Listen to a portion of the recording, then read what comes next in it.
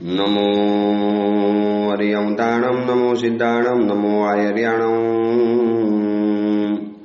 नमो वज्रायाणं नमो लोये सव्वसावणं ऐसो पंच नमुकारो सव्वपावभणासणो मंगलाणं च सव्येसिं परमं वै मंगलम् मंगलम भगवान वीरो मंगलम गौतम प्रभु मंगलम तुलभद्राद्या जैन धर्मोस्तु मंगलम। प्रवचनનો વિષય છે એક નારી જો કભી ન હારી। ભગવાન મહાવીરના સમયમાં બનેલી આ સત્ય ઘટના આશરે 1800 વર્ષ પૂર્વે થયેલા પૂજ્યપાદ આચાર્ય ભગવાન શ્રી પાદલિપ્ત સુરેશ્વરજી મહાસાહેબ રચિત આ પ્રાકૃત ભાષાની શ્રેષ્ઠ કથા જીવનની અંદરમાં આવનારી મુશ્કેલીઓ, જીવનની અંદરમાં આવનારી તકલીફો, પારાવાર આપત્તિઓની વચની અંદરમાં પણ કઈ રીતે માર્ગ કાઢી શકાય, એક સાહસ અને શ્રદ્ધાના જોરે, અને એક વખત નાનકડી ભૂલ થયા પછી પણ ફરીવાર કઈ રીતે જીવનમાંથી માર્ગ કાઢી શકાય છે એનું એક મજાનું માર્ગદર્શન આપનારી આ કથા આચાર્ય ભગવંતે જ્યારે જાણી હશે અને એમને જોયું હશે કે આવનારા સમયની અંદરમાં આ કથા બહુ પ્રસ્તુત બનવાની, સમયની માટે આ કથા બહુ જરૂરી બનવાની, અને એમને આપણા માટે આ કથા બનાવી અને આપણા સુધી આ કથા પહોંચાડી। રાજગૃહી નગરી છે, સોમા શેઠાણી ધનપાલ શ્રેષ્ઠીની હવેલી છે। વૈભવથી ઉભરાતી આ હવેલીની અંદરમાં એક વિરાગી સાધ્વીજી ભગવાન પોતાની આત્મકથા કહી રહેલા છે। આત્મકથાની અંદરમાં આવનારા એક એક પ્રસંગો, અવનવા બનાવો એનું વિસ્તારથી વર્ણન કરતા રહ્યા છે, અને આખો પરિવાર, સમગ્ર હવેલીનો આખો પરિવારજન એકાકાર બની અને એકતાન બની અને આ કથાનું શ્રવણ કરી રહેલા છે। અને તરંગવતી સાધ્વીજી ભગવાન પોતાની આત્મકથાને આગળ વધારે છે અને સોમા શેઠાણીને કહે છે તરંગવતી સાધ્વીજી ભગવાન કે માનુભાવ એ રાતના ખંડેર મકાનની અંદરમાં સુવાનો જિંદગીમાં પ્રથમ વખત વારો આવે। આટલા વર્ષોની અંદરમાં મશરૂળ સૈયામાં સૂતેલી હતી, આજુબાજુની અંદરમાં દાસ દાસીઓ હોય, દીપમાલા પ્રગટતી હોય, વીંજણા વીંજાતા હોય, વાતાવરણ મારી ઠંડોગાર પવન આવતો હોય, બાજુની અંદરમાં સારસિકા સતત પડછાયાની જેમ જાગતી પડેલી હોય, અને આ બધું જ આજે નથી, માત્ર એક જંગલ છે, ખંડેર મકાન છે, ઉપર આભ છે, નીચે ધરતી છે, અને હું અને પદ્મદેવ સિવાય આ ખંડેર મકાનમાં બીજું કોઈ નથી। અને ખંડેર મકાનની અંદરમાં આ બધા વિચારોમાં ક્યારે ઊંઘ આવી ગઈ ખબર પણ ન પડી, અને સવારે પદ્મદેવે બહુ પ્રેમથી ઉઠાડી અને ઉઠીને જોયું તો અવની ઉપર બહુ થોડું ઝાંખું અજવાળું ઉઘડતું હતું, અને આસપાસ નજર ફેરવી એક વાસ્તવિકતાનો ચિતાર ખ્યાલની અંદરમાં આવી ગયો, અને પદ્મદેવની સામે જોયું અને એમની આંખો લાલ હતી, ઉંઘરેટી આંખો હતી। હું સમજી ગઈ કે આખી રાત મારી ચોકી માટે પદ્મદેવ જાગતા પડેલા હશે, અને એના આ બલિદાન, એનો આ પ્રેમ, એની જે સુરક્ષા, એની આ જે સલામતીની જે ભાવના અને મારું અસ્તિત્વ આખું એની ઉપર અવાડી ગયું। ઉઠીને હું પગે લાગી, એ તો ના પાડતા રહ્યા, પરંતુ મેં પગે લાગી અને મનની અંદરમાં વિચારોનો વંટોળો ફૂંકવા માંડ્યો, ક્યાં ઘર અને ક્યાં જંગલ, ક્યાં વૈભવથી ઉભરાતી હવેલી અને ક્યાં ખંડેર, ક્યાં સુવર્ણ સૈયા અને મશરૂણ ગાદી, અને આ ક્યાં ઘાસ। આંખ ખુલતાની સાથે ઉભેલી સારસિકા હોય, બધી જ વ્યવસ્થા તૈયાર હોય, અને આજે આ જંગલની અંદરમાં માત્ર એકલી છું, છતાં પણ પ્રસન્ન છું। ત્યાં બધું જ હતું, પરંતુ મારા પદ્મદેવ નહોતા, અને આજે અહીંયા બધું જ નથી, અહીંયા કશું જ નથી, અને માત્ર પદ્મદેવ છે। આ જ જિંદગી છે, અને આ જિંદગી હવે મારે જીવવાની છે। હવે જે પણ મુશ્કેલી આવે, ફરિયાદ હોઠ ઉપર લાવી નથી। મને મારા ગુરુદેવ ઘણીવાર કહેતા હતા કે બેટા તરંગવતી, સંસારની અંદરમાં જો જીવવું છે, સંસારમાં જો આગળ વધવું છે, અથવા તો જીવનને જો પસંદ બનાવવું છે, તો એક નિયમ બેટા કાયમ માટે યાદ રાખજે। તરંગવતી સાધ્વીજી ભગવાન સોમા શેઠાણીને પોતાની આત્મકથાની અંદરમાં એ જંગલમાં બનેલી ઘટના કહેતા પોતાના ગુરુના જે ભણાવેલા સિદ્ધાંતો અને નિયમોને યાદ કરે છે, અને નિયમોને યાદ કરતા જણાવે છે સોમા શેઠાણીજી, મને મારા ગુરુદેવે એક નિયમ સમજાવ્યો હતો કે સંસારમાં પ્રસન્ન રહેવું છે, હર પરિસ્થિતિની અંદરમાં જો એનો આનંદ ઉઠાવવો છે, બાકી પરિસ્થિતિ કાયમ તમને અનુકૂળ મળવાની છે જ નહીં। પરિસ્થિતિની ખાલી જગ્યામાંથી આનંદના સ્થાનો આપણે શોધવા પડે છે। પરિસ્થિતિ કાયમ માટે એક સરખી નહીં રહે. મનસ્થિતિને તમારે જો સાચવવી છે તો મારા ગુરુદેવ મને કહેતા હતા કે જે છોડ્યું છે એને યાદ નહીં કરવું અને જે પકડ્યું છે એની ક્યારે ફરિયાદ નહીં કરવી. જે છોડ્યું છે એની યાદ નહીં કરવાની. હવે હું જ્યારે ઘર સ્વેચ્છાએ છોડીને આવી છું, મને ખબર છે કે આ જંગલના માર્ગોમાં કષ્ટ આવવાના હતા, તકલીફો આવવાની હતી અને આ રીતે મારે એકલા રહેવાનું હતું. હવે કાકણની નગરીમાં પહોંચી જશું, ફોઈના ઘરે પહોંચી જશું, બધું સારું થઈ જશે. હું જ્યારે સમજીને નીકળી છું અને કદાચ રસ્તામાં આપત્તિ પણ આવે, પરંતુ ગુરુએ શીખવાડ્યું હતું જીવનની અંદરમાં કે છોડ્યું એની યાદ નહીં અને પકડ્યું એની ફરિયાદ નહીં. અને ગુરુદેવની વાતો યાદ આવતા ગુરુદેવ ઘણી વાર કહેતા હતા કે સ્ત્રીને જ્યારે પ્રેમ મળે છે ત્યારે બાકીની બધી જ બાબતો એને માટે નાની અને ગૌણ બની જાય છે. એને સ્નેહથી રાખનારો, એને ઝંખના કરનારો, એને ચાહનારો કોઈ પુરુષ મળી જાય પછી સ્ત્રી માટે વિશ્વની કોઈ પણ સંપત્તિ તુચ્છ બની જાય છે. અને મને કહેતા હતા કે બેટા સ્ત્રી છે ને સ્ત્રી બહુ વિચિત્ર પ્રાણી છે. બેટા રામ સાથે જંગલમાં રહેનારી સીતાને સુવર્ણ મૂંગની ઝંખના જાગે છે. જંગલની અંદરમાં જ્યારે સીતા હતી ત્યારે સીતાને જંગલની અંદરમાં સુવર્ણ મૃગ લેવાની ઈચ્છા થઈ. એક સોનાનો હરણ જોયો અને એને પ્રાપ્ત કરવાની, મેળવવાની ઈચ્છા થઈ. અને આખી સોનાની લંકા અને સોનાનો લંકાનો માલિક રાવણ જ્યારે એના ચરણની અંદરમાં ઝૂકવા તૈયાર છે, આખી સોનાની લંકા એની ઉપર કુરબાન કરવા તૈયાર છે, છતાં પણ એ વખતે રામને એ છોડવા તૈયાર નથી. કેવી આશ્ચર્યની વાત છે ને બેટા, સ્ત્રી બહુ વિચિત્ર પ્રાણી છે. જ્યારે જંગલમાં હતી રામની સાથે ત્યારે નાનકડા સુવર્ણ મૃગની ઈચ્છા કરતી હતી અને આખી સોનાની લંકા જ્યારે એને મળી રહેલી છે, એનો માલિક જ્યારે એની ઉપર કુરબાન થવા તૈયાર છે અને એ વખતે રામને છોડવા તૈયાર નથી. બસ સ્ત્રીની આ છે ને માનસિકતા છે. અને મેં નક્કી કર્યું હતું કે આ જંગલની અંદરમાં કષ્ટો આવશે, આપત્તિ આવશે, ફરિયાદ નહીં કરું, હોઠ ઉપર ફરિયાદ નહીં લાવું. શું કામ પદ્મદેવીને પરેશાન કરવાનો, શું કામ એની ચિંતામાં વધારો કરવાનો? અરે બને તો મારે એની ચિંતા ઓછી કરવાની. મેં ચહેરા ઉપર હાસ્ય રાખ્યું અને ઘરની યાદ તો મને આવતી હતી, પરંતુ ફરિયાદ રૂપી નથી આવતી. પ્રતિક્રમણ યાદ આવે, પૂજા યાદ આવે, આદિનાથ ભગવાન યાદ આવ્યા. હાથ જોડીને વંદન થઈ ગયા, મારાથી માથું ઝુકાઈ ગયું અને પદ્માદેવીએ કીધું ચલો પુનઃ પ્રયાણ કરીએ. આગળના ગામની અંદરમાં જઈ, નાનું ગામ આવશે, પછી આ જંગલમાંથી એક માર્ગ પસાર થાય છે. એ બસ આ ગાઢ જંગલ એકવાર ક્રોસ થઈ ગયું, આ જંગલને આપણે પસાર કરી દીધું, આ જંગલને વટાવ્યું, પછી આપણે નિર્ભય છીએ. થોડો ઘણો ડર આ જંગલની અંદરમાં છે, કારણ કે અમને ખબર છે સાથ લઈને જ્યારે જઈએ ત્યારે આવા જંગલોની અંદરમાં કેવા ધાડ પાડવો આવે, ડાકુઓ આવે. રહીને મારા મનની અંદરમાં પેલા નાવિકની અપશુકનની ભવિષ્યવાણી અંદરમાં ભણકારા વગાડ્યા કરે. શું થશે? આ ભવિષ્યવાણી સાચી પડશે? કયા સ્વરૂપે સાચી પડશે? બસ એકવાર જંગલ પસાર થઈ જઈએ અને કાકંદીના રસ્તામાં પહોંચી જઈએ અને એક નાનકડું કોઈ ગામ આવી જાય અને પદ્મદેવ કહેતા હતા કે ત્યાંથી આપણે વાહનની વ્યવસ્થા કરી લઈશું. બસ થોડો સમય છે થોડો સમય તરંગવતી સાચવી લે, સંભાળી લે. અરે મને સાંત્વના આપતા હતા, પણ મેં નક્કી કર્યું કે મારે ચહેરા ઉપર થાક અને ભૂખ બતાડવી નથી. બાકી શરીરમાં અતિશય થાક લાગ્યો હતો. જિંદગીમાં પ્રથમ વખત પગે આટલું ચાલી છું. જિંદગીમાં પ્રથમ વખત આ રીતે રાતના ઘરની બહાર રહી. જિંદગીમાં પ્રથમ વખત આટલી ભૂખ જેવી જીવનમાં અનુભવ કર્યો છે. 108 હામિલ કર્યા એ તપસ્યા હતી, પરંતુ વગર તપસ્યાએ આવી ભૂખ જીવનમાં પ્રથમ વખત જોઈ હતી. અને પદ્મદેવની સાથે અમે પૂર્ણ પ્રયાણ આગળ કર્યું. મારી આગળ પદ્મદેવ ચાલે, હાથની અંદરમાં એક નાનકડી લાકડાની કાંઈકથી તૂટેલો ટુકડો લઈ લીધો. આગળ કાંટા હટાવતા જાય, કચરો હટાવતા જાય. મને રસ્તાની અંદરમાં કાંટો પણ ન વાગવો જોઈએ. અને મારું મન છે ને પદ્મદેવ તરફ પ્રેમથી અભિભૂત થતું હતું. એમ થાય કે આવો પુરુષ, એના માટે મેં ઘર છોડ્યું. ચલો એ પણ વસૂલ થઈ ગયું. પેટની અંદરમાં ભૂખ છે, શરીરમાં થાક છે, પરંતુ પદ્મદેવને ચિંતા થાય માટે કહેતી પણ નથી. અને જાણે કે જિંદગીનો રસ્તો કાપવાનો હોય એમ આગળ ને આગળ ધીરે ધીરે ચાલતા ગયા. પૂર્વ દિશાની અંદરમાં સૂરજની ઉગવાની તૈયારી હતી. આકાશની અંદરમાં લાલીમાં છવાઈ ગઈ હતી. અજવાળું ધીરે ધીરે અવની ઉપર પથરાતું જતું હતું. પણ અમે ગાઢ જંગલની અંદરમાં ઘૂસતા ગયા, ગાઢ જંગલમાં પ્રવેશતા ગયા. કોણ જાણે કેટલું ચાલ્યા આવીશું. રસ્તાની અંદર પદ્મદેવી મને પૂછે, સાચું કે જે તરંગવતી, સાચું કે જે પ્રિય, તને અત્યારે સૌથી વધુ યાદ કોની આવે છે? અને મેં હસતા કીધું કે સૌથી વધુ જો યાદ આવતી હોય 3 જણાની યાદ બહુ આવે છે. એક તો પિતાજીની યાદ આવે છે. નાની ઉંમરથી પિતાનો જેવું પ્રેમ પામી છું, પિતાનો જે વિશ્વાસ પામી છું. આજે મને રહીને અંદરમાં એક ડંક ચૂપ્યા કરે. મેં મારા પિતાનો વિશ્વાસઘાત કર્યો, મારા પિતાને મેં વિશ્વાસને ઠગ્યો. મારા પિતાએ વિશ્વાસ જ્યારે મારી ઉપર મૂક્યો, મને ગમે ત્યારે ઘરમાંથી જવાની છૂટ આપી, ઘરમાંથી આવવાની છૂટ આપી.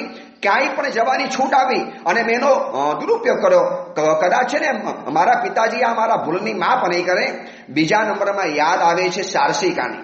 સતત પડછાયાની જેમ સાથે રહેનારી આ મારી સખી જ્યારે એને મને નહીં જઈ હોય, જ્યારે મારો ઓલો સંદેશો વાંચ્યો હશે પર્ણ ઉપર લખેલો લોહીના અક્ષરોથી, અને એને હૃદયમાં કેવો ધાસકો લાગ્યો હશે, એને પણ મારા પ્રત્યે કેવી નફરત થઈ ગઈ હશે, એને પણ મારા મનમાં કેટલો ગુસ્સો આવ્યો હશે. આવી સખી એકવાર પોતાનો પ્રેમ મળી ગયો, સખીને ભૂલી જવાની. પરંતુ મને ખબર છે કે મારી સખી બહુ સમજદાર છે. એની છોડવા પાછળનો ઉદ્દેશ સમજી જશે કે મારે એને જંગલમાં દુઃખી નથી કરવી.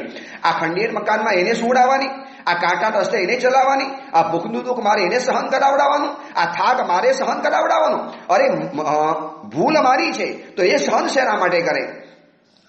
અને પ્રિય પદ્મદેવ, સાચી વાત કરું, સૌથી વધુ યાદ આવે છે મને મારા આદિનાથ ભગવાનની. રોજ સવારના પોરમાં જેમનું મુખ જોવું નહીં અને મને ચેન નહોતું પડતું, આજે કદાચ ભગવાન પણ મને ઠપકો આપશે. બસ તરંગવતી, મારા દ્વારા તે તારા પ્રિય વ્યક્તિની પ્રાપ્તિ કરી અને પછી મને છોડી દીધી. સાચું કહું પ્રિય પદ્મદેવ, ચારે બાજુથી જાણે આ બધાના છે ઠપકા મને કાનમાં ભણકારા વાગે છે. ચલો હું તમને પૂછું છું, તમને તમારા ઘરની યાદ નથી આવતી?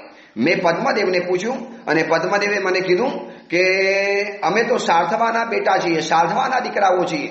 અમારી જિંદગી તો છે ને દરિયામાં પરિવારથી દૂર જ વીતે. એટલા માટે તારા પિતાજી મારી સાથે લગ્ન કરાવવાની ના પડતા હતા. અમારી જિંદગી આ જ છે.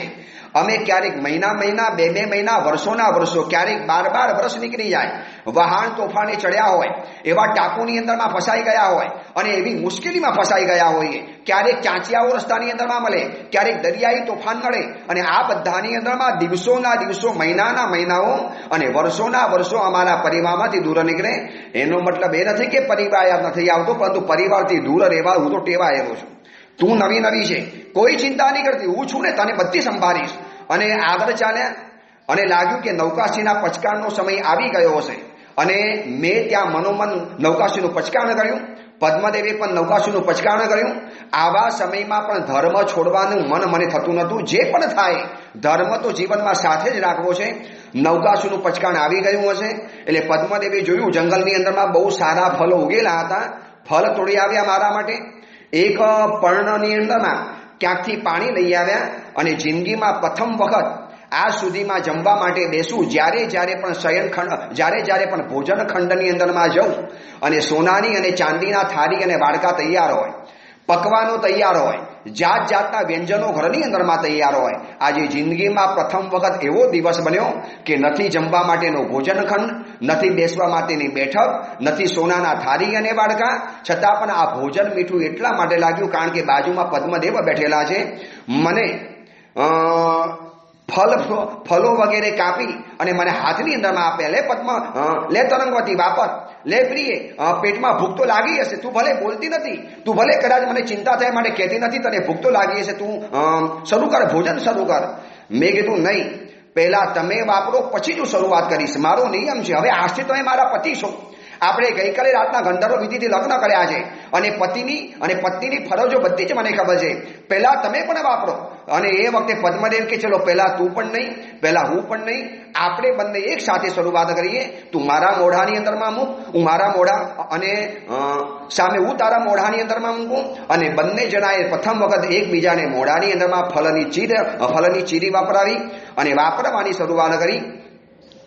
હજી થોડા ઘણા ફળો પેટની અંદરમાં ગયા ન ગયા. હજી અને એક મોટા ઘેઘૂર વૃક્ષ નીચે અમે બેઠેલા હતા. બાજુની અંદરમાં પર્ણના પડિયાની અંદરમાં પાણી ભરેલું હતું અને થોડા ઘણા ફળો પેટની અંદરમાં ગયા હતા. હજી જમવાનું અને ભોજન ચાલુ હતું અને ત્યાં જોશતી ઝાડીની અંદરમાં કંઈક ખખડાટ થયો, અવાજ થયો. એટલે પદ્મદેવ ચોક્યા અને જ્યાં હજી જોવે ને એની પહેલા તો 5 ડાકુઓ, ખબરદાર જમવાનું નીચે મૂકો, આવી જાઓ અમારી સામે, ખબરદાર કાંઈ પણ કર્યું છે તો. અને એવા મોટા અવાજે ચિલ્લાયા અને પદ્મદેવે ફલો ફગાવ્યા અને એની જે ઉભા થવાની જે ચપળતા, એની જે સ્ફૂર્તિ, એના શરીરની અંદરમાં જે લચક, અને જાણે કે એક ટેવાયેલો યોદ્ધો હોય એની જેમ સીધો ઊભો થઈ ગયો અને મને સંરક્ષણ આપીને મારી આગળ એક જાણે કે દિવાલની જેમ આડો ઊભો રહી ગયો અને જોયું, મેં દૂરથી જોયું કે સામેથી 5 ડાકુઓ બુકાની બાંધી અને હાથની અંદરમાં ઉઘાડા શસ્ત્રો અને તલવાર, એક હાથની અંદરમાં તલવાર હતી અને બીજા હાથની અંદરમાં ભાલા હતા, એ લઈને ઉભેલા હતા. અને હું ડરી ગઈ. શું આપ શું આ જ હશે? આ જ ડાકુઓ પરેશાન કરશે? શું મારી નાખશે? મરવાનો તો ડર નહોતો, પરંતુ એમ થયું કે આ જંગલની અંદરમાં અચાનક શું આપત્તિ ફૂટી નીકળી. હવે થોડું જંગલ આગળ પસાર કરવાનું હતું અને પદ્મદેવ કહેતા હતા કે આગળ જંગલમાંથી આપણને રસ્તો મળી જશે, કાકરની નદી તરફ જવાનો રસ્તો મળી જશે, વહાણ મળી જશે. પરંતુ હું તમને કહું, અમે ભલે વિચારેલી વ્યવસ્થા જુદી હતી, પરંતુ કુદરતે અમારા માટે એક વ્યવસ્થા જુદી વિચારી હતી. મને લાગ્યું અને છે ને થોડી સેકન્ડોની અંદરમાં મારા મનની અંદરમાં વિચારોના પર્વતો આવી ગયા, વિચારોનો વંટોળિયો ફૂંકાયો, વિચારોની આંધી પેદા થઈ ગઈ. મને એમ લાગ્યું કે આ મારા જ નિમિત્તે આ બધી તકલીફો થઈ ગઈ. મારી એક જીદ, મારી એક જડતા. મને પદ્મદેવ કહેતા હતા કે થોડો સમય વિતાવી રહે, બધું સારાવાના થશે, પરંતુ અધીરાઈથી મારાથી ન રહેવાયું. મને એમ લાગ્યું કે પદ્મદેવ વગર હું રહી નહીં શકું, અથવા તો બીજે લગ્ન કરાવી દેશે. અરે કઈક રસ્તો નીકળે. હવે આ જંગલની અંદરમાં આવી ગયો, હવે સામે આ ભૂકાની વાંધા 4-5 ડાકુ આવી ગયા, શું થશે? પરંતુ પદ્મદેવ જે અડીલ ઉભેલો હતો, અડગ ઉભેલો હતો, અને પદ્મદેવે ચપ્પલતાથી આજુબાજુમાં એક નજર કરી તો તૂટેલી ઝાડની મોટી ડાળી હતી. અને જે રીતે એને છે ને નીચે વળવાનો સમય નતો, કારણ કે સામે 5 ડાકુઓ બરોબર હથિયાર લઈને ઉભેલા હતા. નિશાન જો નજર ફરે અને નિશાન અને જો તલવાર ફેંકે ને તો કદાચ ઘરું પણ વિંધાઈ શકે એવું હતું. એટલે ચોરોની સામે નજર રાખી થોડોક આગળ વધ્યો અને એ ડાળી ઉપર પગ એવી રીતે મૂક્યો, ડાળી સીધી હવાની અંદરમાં ઉછળી અને હાથની અંદરમાં ડાળી પકડી લીધી અને તલવારની જેમ ડાળી ફેરવવા માંડ્યો. એની આ જે ચપળતા, ડાળીને હાથની અંદરમાં ઝૂક્યા વગર હવામાં ઉછાળી અને ડાળી પકડવાની પદ્ધતિ, મને લાગ્યું કે નહીં, યુદ્ધની કલા તો એને શીખેલી છે. એની સાહસિકતા ઉપર ઓવારી તો ગઈ, પરંતુ સામે 5 ડાકુઓ ઉભેલા હતા. આ બાજુ પદ્મદેવ એકલા હતા અને મારી સુરક્ષા કરવાની જવાબદારી એમના મસ્તક ઉપર રહેલી હતી. અને એ વખતે મને ધીરા આવાજે પદ્મદેવ કે પ્રિય, ડર નહીં, કોઈ ચિંતા નહીં કર. જ્યારે જ્યારે પણ સાધવા તરીકે સમુદ્રના માર્ગે ગયો છું, આવા ઘણા ચાંચીઓના સામલા કર્યા છે. યુદ્ધના દરિયાના જહાજના માર્ગ ઉપર લગભગ ચાંચિયાઓનો મુકાબલો થાય.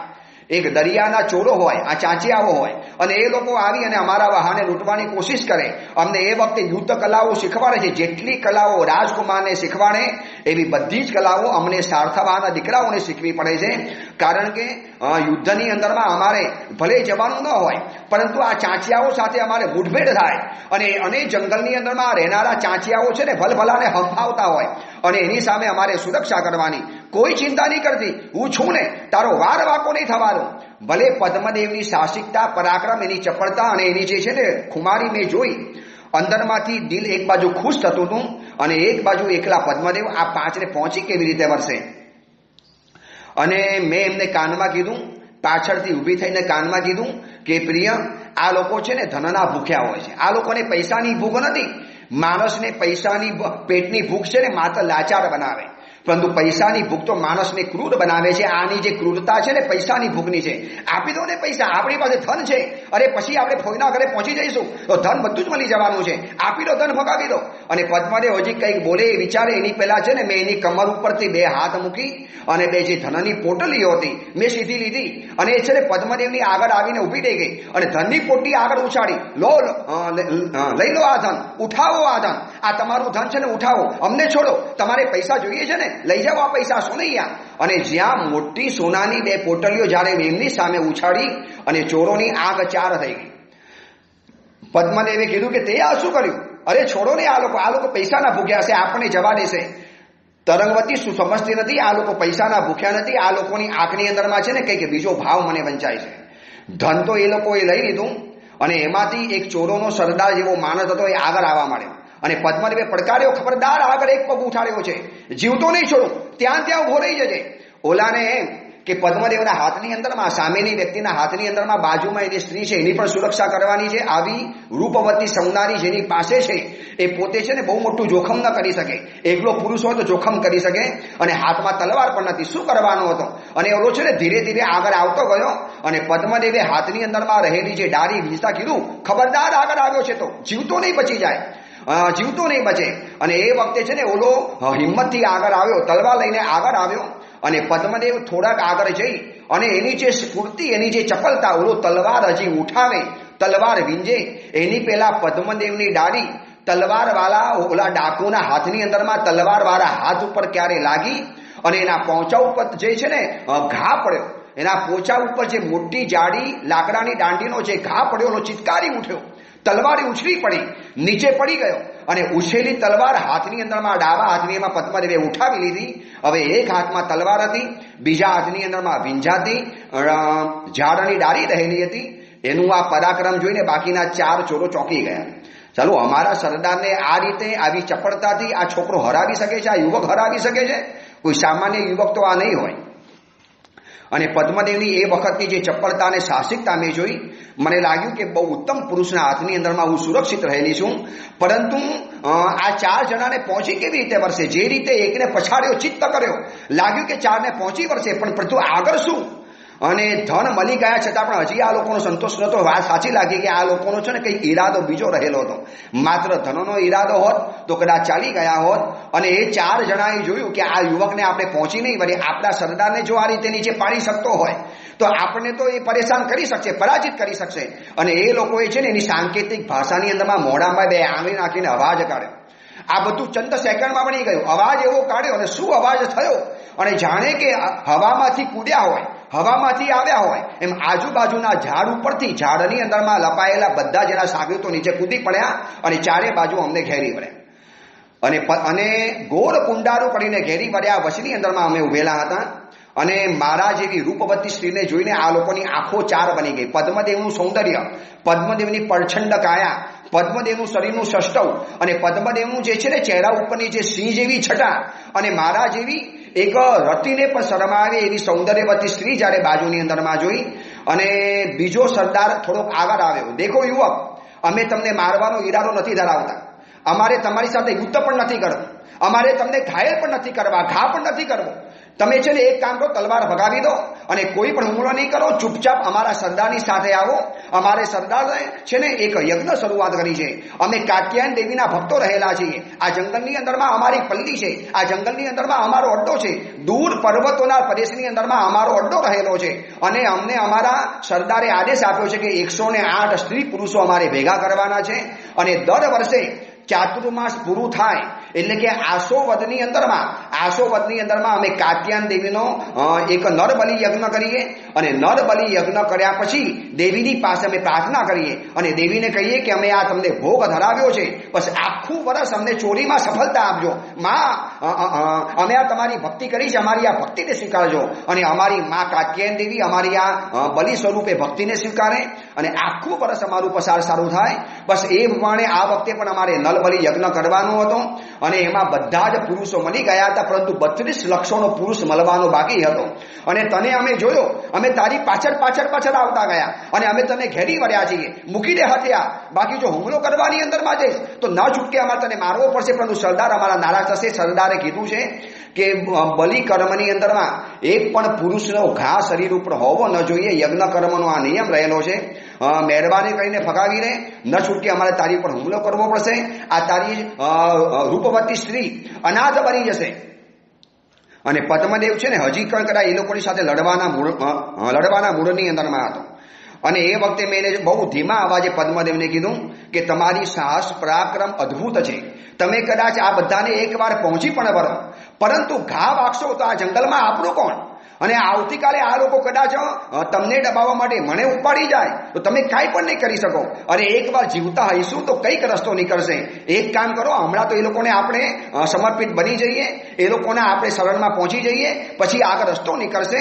અને પદ્મદેવે મારી સામે જોયું અને ઘડીકમાં એ લોકોની સામે જોયું અને પછી એને કદાચ મારી વાત સાચી લાગી હશે. અને પદ્મદેવે કીધું ઠીક છે ચલો, પણ ખબરદાર જો હમણાં ઉપર છે ને હુમલો વગેરે કરેલો છો. સરદાર કે અમે તમને પહેલા પણ કીધું કે અમે હુમલો કરવા નથી આવ્યા, તમને ખાલી પકડવા માટે આવ્યા છીએ. અને પદ્મદેવે તલવાર નીચે મૂકી દીધી. મારા કહેવાથી ડાળી પણ ફગાવી દીધી.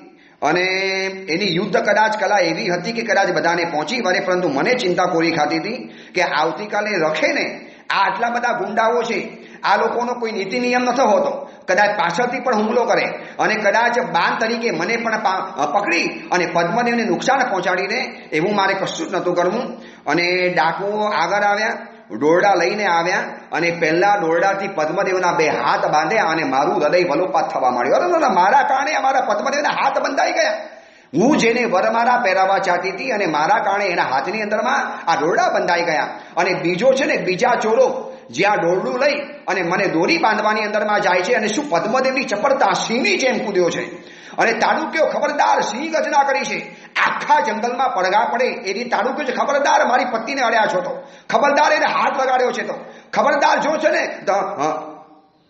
તમે એને દોરડાથી બાંધી છે તો હું છોડીશ નહીં તમે લોકોને તમે જાણો છો આ દેવીમાં છે દેવી સ્વરૂપા તમે એનું સૌંદર્ય જોયું છે આ સાક્ષાત કોઈ દેવી સ્વરૂપા છે જો હમણાં છે ને શ્રાપ આપશે તમે જીવતા જલી જવાના હતા એને તમે હાથ લગાડ્યો છો તો વિનાશ વેરીશ તમને જીવતા નહીં છોડું ચાહે મારું જે થવું એ થાય અને પદ્મદેવની જે સાહસ એની જે ત્રાડ એની જે સિંહ ગર્જના એની આંખોની અંદરમાં જે ખુમારી એના ચહેરા ઉપરનો જે છે ને ચહેરા ઉપરનો જે રોઆબ જોયો અને ચોરોના સરદારે કીધું કે કાંઈ નહીં જવાનો આ પત્ની છે એની સાથે સાથે પાછળ આવશે આપણે બાંધવાની જરૂરિયાત નહીં પડે અને મેં એ વખતે વિચાર્યું કે શું વિચાર્યું હતું અને શું થઈ ગયું જવાના હતા કાકંદી ફોઈના ઘરની અંદરમાં અને આ ચોર લોકો પોતાના અડ્ડાની અંદરમાં લઈ જાય ક્યાં કાકંદી નગરી ક્યાં અડ્ડો ક્યાં ફોઈનું ઘર અને આ ક્યાં ચોરની પલ્લી ક્યાં વર મારા પહેરાવાના મનસુબા હતા અને ક્યાં મારા કારણે મારા પદ્મદેવના હાથની અંદરમાં હાથ અકડી બંધાઈ ગઈ દોરડા બંધાઈ ગયા અને એ વખતે સાચું કહું માનું ભાવ પદ્મ તરંગવતી સાધ્વીજી ભગવાન સોમા શેઠાણીને કહે છે સાચી વાત કરું એ વખતે મારા હૃદયની અંદરમાં જે રુદન ઉમટ્યું છે મને એમ થાય કે હમણાં રડું પોકે પોકે રડી ઉઠું પરંતુ નક્કી કર્યું કે નહીં પદ્મદેવની સામે રડવું નથી એને છે ને ચિંતામાં નથી નાખવા મારા કારણે એને ચિંતા વધારવી નથી હૃદયને તો દબાવી દીધું પણ અંદરમાં જે ઘા લાગ્યો અંદરમાં જે આઘાત લાગ્યો અને મને થયું મને મારા ગુરુદેવ કહેતા હતા કે જે કાર્યમાં માતા પિતાના આશીર્વાદ ન હોય એ કાર્યમાં વિઘ્ન આવ્યા વગર ન રહે ઓલા નાવિક કહેતા હતા કે દેવી ન જાઓ બહુ મોટું વિઘ્ન આવશે બહુ તકલીફ આવશે અને આ વિઘ્ન આવ્યું તકલીફ મોટી આવી ગઈ હવે અમને આ ક્યાં લઈ જશે ક્યાં નાખશે કેવી રીતે છોડશે અને આ લોકો કહે છે કે નર બલિ તરીકે અમે તમને લઈ જઈએ છીએ શું અમને બલિ ચડાવી દેશે અમને મારી નાખશે અમને વિધિકમાં વધારી દેશે અરર ક્યાં આવી ગયા અને એ વખતે મને થયું કે અરર મેં મારા માતા પિતાને જે આ છે ને આઘાત આપ્યો છે ત્યાં અત્યારે મારા માતા પિતા રડતા હશે ત્યાં અત્યારે મારા માતા પિતા પોકે પોકે રડતા હશે બસ એ મારા માતા પિતાના છે ને નિશાસા મારા માતા પિતાને આપેલો જે વિશ્વાસઘાત દગો અને તરંગવતી સાધ્વીજી ભગવાનની આ કથા સાંભળતા સાંભળતા હું તમને કહું છું આ કથા સાંભળનારાઓને કે કદાચ આજે છે ને એવા ઘણી છોકરીઓ છે અને ઘણા છોકરાઓ છે એક યુવાનીના તોરની અંદરમાં માતા પિતાઓને ગાંઠ્યા વગર બસ મારી જે મરજી હશે એવું કરીશ મારા મનની અંદરમાં જે હશે કરીશ એ લોકોને કહું છું કે આ કથાની અંદરમાં જાણજો કે આવી પુણ્યશાળી આવી શ્રદ્ધાવાળી જેને ચક્કેશ્વરી દેવીના સંકેતો ક્યારેક મળતા હતા એવી તરંગવતીએ પણ જો એક નાનકડી ભૂલ કરી 108 આવેલની જેને ધીરજ ધરી શકી છે અરે થોડી વધારે ધીરજ ધરવાની હતી પણ નાનકડી ભૂલ કરી અને ઘરમાંથી ભાગી આજે ઘણા યુવાન દીકરા દીકરીઓ ઘરમાંથી ભાગી જાય છે માતા પિતાની છાતી ઉપર લાત મારીને ભાગે છે એના અરમાનોને ભૂકા કરીને ભાગે છે એના મનના છે ને મનોરથો હતા તોડીને ભાગી ગયા અને પછી ફોન કરીને અમે ભાગી ગયા છીએ લગ્ન કરી દીધા છે અને લગ્ન પછી વિધર્મી સાથે કરવાના પોતાનો ધર્મ છોડી દેવાનો અરે સંસારના માત્ર નાનકડા આ ભવના સુખો લેવા ખાતર માતા પિતાના તમે આશીર્વાદ ઠુકરાવી નાખ્યા આ તરંગવતી સાધ્વીનું જીવન ચરિત્ર આપણને કહે છે કે જેમાં માતા પિતાના આશીર્વાદ નહીં હોય એ કાર્ય જીવનમાં ક્યારેય પણ સફળ નહીં થાય જે પણ છે ને છોકરીઓ આવી રીતે ભાગી છે મારી પાસે આવા 150 દ્રષ્ટાંતો છે મુંબઈની અંદરમાં શિબિરો મેં પણ કરી છે શિબિરની અંદરમાં આ વિષયો જ્યારે ઉઠાવતો હતો અને લવ જેહાદમાં ફસાયેલી છોકરીઓ પોતાના લવરની સાથે જ્યારે ઘરમાંથી ભાગી જાય અને મા ઘરની અંદરમાં રાહ જોવે મા વિશ્વાસથી કોલેજ મોકલે અને સીધી ઘરમાંથી ભાગીને સીધો ફોન કરી દે માँ मेरी राह मत देखना मैंने मेरा संसार बसा दिया है તમને કહું એ સમયમાં માને જે આઘાત લાગે છે માને જે ઘા લાગે છે માને જે નિશાસા લાગે છે આ દીકરીને 9 મહિના પેટમાં મેં રાખી જ્યારે કશું નહોતું ત્યારે મેં એને મોટી કરી અહીંયા સુધી પહોંચાડી અને એક પ્રેમી મળી ગયો અને માતા પિતાના ઉપકારોને ભૂલી ગયા એ યાદ રાખજો પ્રેમની સામે ઉપકાર હંમેશા વધારે ચડિયાતો સાબિત થાય છે અને આ તરંગવતી સાધ્વીજી ભગવાન કે છે સોમા શેઠાણીને આ તકલીફની અંદરમાં જે મુકાયા મારો પદ્મદેવ બંધનની અવસ્થાની અંદરમાં આવી ગયો મરણાંત કષ્ટની અંદરમાં સપડાઈ ગયા આવતીકાલે નરબલી તરીકે જ્યારે અમે ચડી જવાના કોણ બચાવશે આ જંગલની અંદરમાં મને લાગે છે કે માતા પિતાના જે નેહાકા માતા પિતાના જે નિશાસા અને વિશ્વાસઘાત મેં જે કર્યો સારસિકાનો જે વિશ્વાસઘાત કર્યો યાદ રાખજો દોસ્તો આ વિશ્વની અંદરમાં બધા જ પાપોનું પ્રાયશ્ચિત છે પરંતુ વિશ્વાસઘાતનું પ્રાયશ્ચિત નેવર ક્યારે પણ નથી તમે પ્રેમવાળાને એકવાર દગો આપો તો હજી એકવાર કુદરત માફ કરશે પરંતુ વિશ્વાસને દગો આપશો વિશ્વાસ ક્યારેય કોઈનો તોડતા નહીં માતા પિતાને વિશ્વાસ છે કે મારો દીકરો અમને કયા વગર કાંઈ પણ નહીં કરે અને વગર કહે કોલેજનું નામ દઈ અને બહાર પહોંચી જવાનું અને વિધર્મી સાથે લગ્ન કરી દેવાના, પોતાનો ધર્મ છોડવાનો, પોતાની જાતિ છોડવાની, પોતાની જ્ઞાતિ છોડવાની અને બધું જ છોડી અને માત્ર એક છે ને માત્ર સંસારના સુખ મેળવવા માટે કોશિશ કરતા હોઈએ એ લોકોને લાલ બત્તી બતાવું છું. આ તરંગવતી લાલ બત્તી બતાવે છે. પ્લીઝ અટકી જાઓ. હજી પણ આવું કંઈક વિચાર્યું હોય, આ તમે છે ને આ મારું પ્રવચન એવી છોકરીઓને સંભળાવજો પ્લીઝ કે બેન સાંભળ, આ માતા પિતાના આશીર્વાદ કેટલા જરૂરી છે.